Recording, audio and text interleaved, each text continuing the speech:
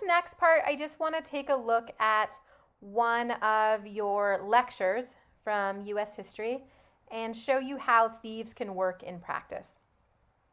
So if we start with the T title, we're looking at this particular lecture. It's called The Great Depression, Hardship and Suffering During the Depression. So right away I know, okay, this is the main idea that is going to be the focus of this lecture.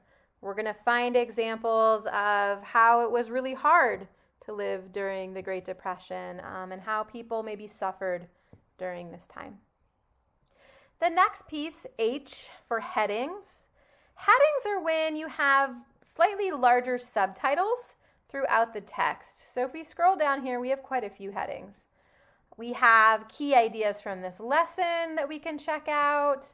We've got some guided reading questions that help us know what we want to focus on while we look at this lecture. We've got a little bit of vocabulary.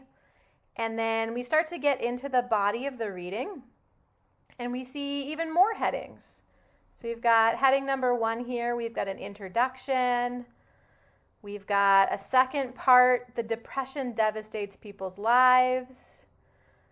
We've got some even further subheadings from there. So we were looking at, how is the Depression really hard on people's lives? We've got how did it hit depression in the cities? We've got depression in rural areas. So we're not only looking at urban areas, but we're looking at, what happened to folks that were outside of the city. We've got a little bit on the Dust Bowl, and if you don't know about the Dust Bowl yet, you will as you continue to read.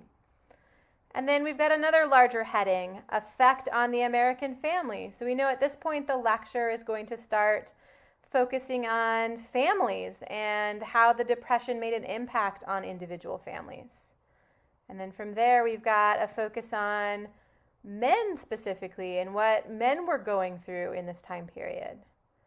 We've got a little bit on unemployment from 1925 to 1945. So we know right away, okay, this Great Depression is going to have something to do with unemployment.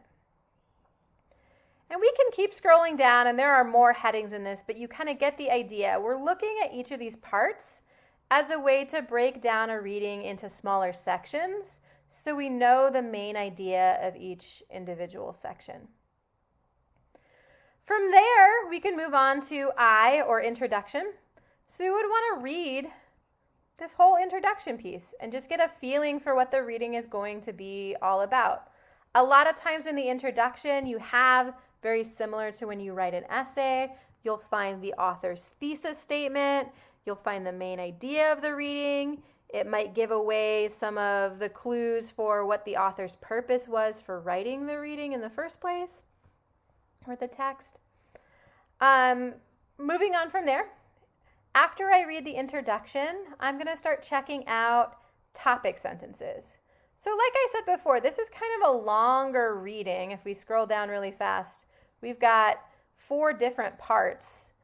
I might just take a time to look at the first sentence in each paragraph of the reading. Just kind of get to know the reading level. Is this going to be a difficult reading? How long is it going to take me to read it? Am I familiar with the topic and the vocabulary? This is just giving me a lot of really great clues on, how labor intensive is this annotation process really going to be for me.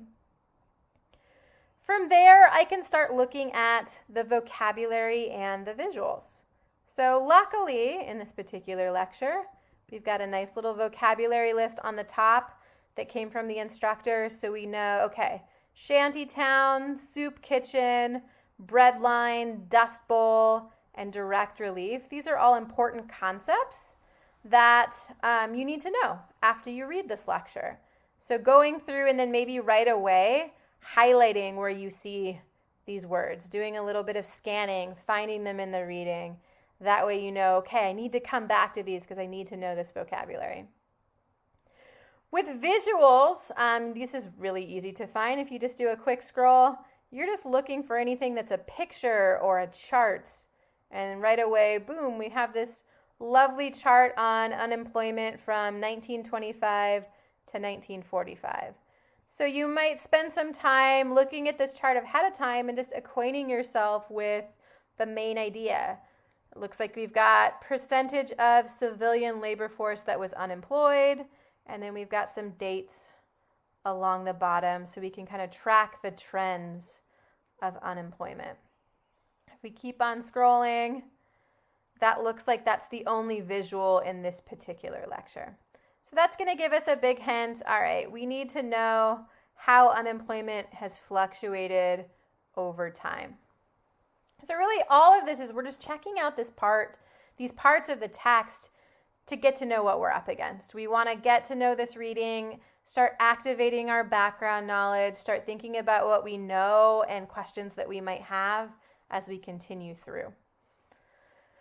The next part of Thieves, you've got the end of reading questions or your assignment. And again, luckily this particular lecture has given us some guided reading questions. Guided reading questions are great because right away it gives you something to take notes about. You know you need the answers to these questions by the time you finish the reading. So right away we know, all right, why did so many men leave their homes during the Great Depression? If we're using our headings and we remember, we saw that particular section where it said men in the streets. So this might be a place that we might find the answer to that question. It might not, but it gives us an idea on, hey, this is where we could start looking. We've also got, how did the Great Depression affect women? We might want to look more into the sections on American family and see, how did it affect women? What did they go through? So looking at those questions can really help decide what we want to take notes about or what our focus is going to be. And then last but not least, the summary. Not all readings have it, and let's just take a look. This particular lecture doesn't end in a summary, but again, you might go back to your introduction, review that introduction, and say, all right, main ideas, what are the main ideas for each section? And you might make your own summary in this case.